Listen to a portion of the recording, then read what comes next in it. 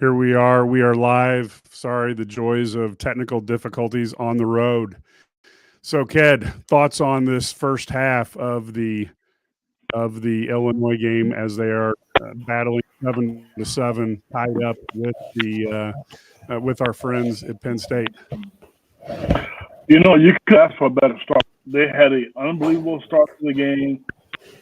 If you want to silence the crowd, they silenced the crowd. They did a really good job with that. They looked really confident on offense. I was really happy with what they did, driving the ball on the field, and not happy with no. If you're an Illinois fan, a booster, alumni, whatever, you can't be happy with the way the half ended. You're on the goal line. You have a chance to go up 14-7 on the road in a hostile environment like that. You cannot make mistakes like that. But they're in the game, and right now, that 17 or 18-point spread right now, Illinois is showing the rest of the country that they can play football now.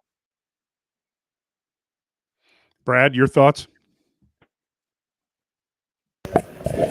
Yeah, I thought it was a great start, obviously, and then what happens is you reach a point where I guess your defense steps up, but you had an opportunity to really put yourself in a good position heading into the second half, and kind of gave that away late. So hopefully they come out in the second half and have that same energy they had to start the game. It looked like it was going to be one of those shootouts, right? It's 7-7, and we're not even 10 minutes into the game, and then nobody scored again. Yeah, did you think that? And I'll ask you, Brad, and then we'll go back around to Kev. But did you think that the Illini really needed to focus more on the run towards the off tackle? They seemed to have a lot more success there than they were having going up the middle. Well, it sure seemed like it. I think the one thing that you worry about is that they keep running it up the middle and getting themselves in tough stretches. They had some big plays there. I thought the pitch out to McCray on 3rd and 21 was huge for changing field position. That was big, and they had some nice run. Fagan's run to start that last drive was great. But I do think that I hope that it's just they're trying to soften that defense in the middle so that they can eventually run more there. So it would be nice to go up the middle. I've not seen it. They're 4-0. This is their 5th game. I've not seen a lot of success up the middle. Maybe off tackle, maybe what they have to do until they can figure it out. They practice it. They work on it, but you can't throw the ball, 60 times a game. You're going to have to run the football. The middle, that's fine. If you're going to throw the ball out, in the flat, that's fine. But, and I know they want to be a balanced offense. That's what Brett Bielema has done. But I think right now, which we've said, this isn't the first time, the offensive line has not done a great job of opening up holes. I don't think it's the running backs. I really don't. I just don't think they're doing a good job. So whatever you have to do to mix it up, to get the ball in the running back's hands, like I said, in the flat, I'm cool with that. Kudos to, Aaron Henry. Again, I mean, to hold Penn State to 7 points in one half is tremendous. Yeah, I thought that the same way. I thought they also did a nice job on kind of corralling Drew Aller. Brad, do you think that's more of an effect of Drew Aller not having the greatest ability to pass? I mean, I don't know. They need to stop him as much the way that run game's going. Yeah, I think the big Illinois did a better job as the half went on of disguising defenses, whether they were zone, whether they were man. Also, Penn State runs a ton of actions that are really hard to cover man to man, and a lot of pick plays, even double picks. So when they do that, it's really tough to defend in a man to man scheme. So they disguised, they played some zone behind, different things.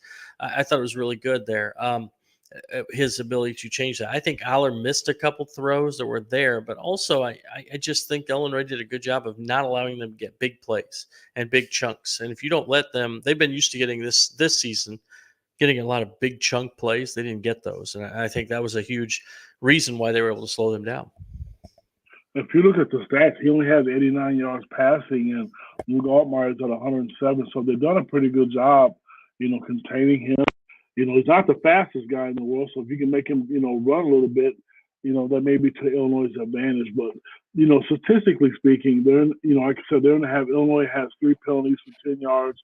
Penn State has 3 for 43. So right now, to me, it's going to be execution. And what's going to be tough, though, the crowd, I have to give State fans credit. The crowd is tough. They make it really tough for Illinois to hit the cadence, so they're going to have to tighten it up. And you can see the frustration on Bret Bielema's face. I know the one call that's going to be controversial in the half right before was intentional grounding. I mean, I guess it's a rule, but both guys slipped and fell, and I don't know. I mean, and that was tough as well. I don't know if they would have caught the ball, but that's a tough break as well.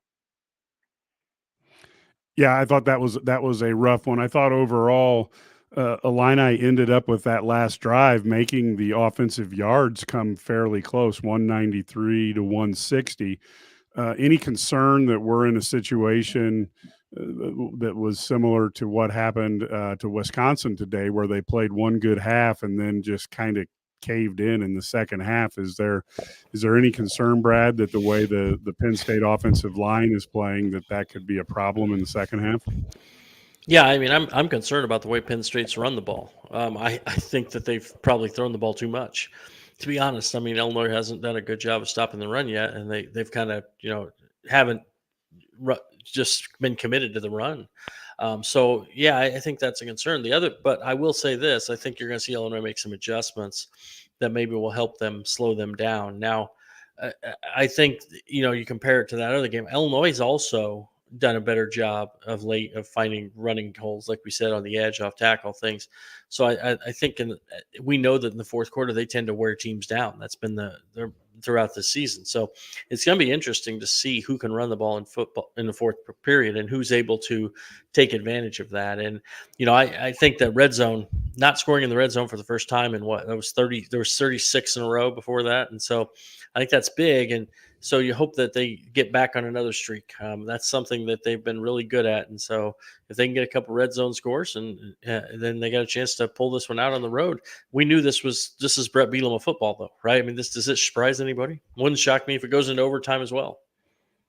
Me either. And I'm going to tell you, as bad as it was in the half, it's 7-7 on the on the road and playing in front of 110,000 people. I'll tell you, one of the adjustments they're going to have to make the second half. I've watched a lot of Penn State games because I knew this was, this game was coming up. The second half, you're going to see a lot more passes. At least that's what they've done in the second half of all their games. They use their tight end a lot more. So I hope, I'm not the only guy that's noticed that. I hope Aaron Henry's noticed that. But they do stretch the ball down the field with their tight end quite a bit in the second half. Yeah, I also think Aller's foot speed is an issue, and hopefully Illinois can take advantage, because if you make him change up just a little bit when he's trying to throw the ball, it does disturb him. So we are going to break here, folks. Apologize for some of the issues to begin. We would have got another 4 or 5 minutes in, but we will give you a break here. Of course, after the game, we will have a podcast live just like this after the game. We certainly appreciate everybody's time, and we'll have everything better organized, and the internet will behave at the end of the game. Thank you.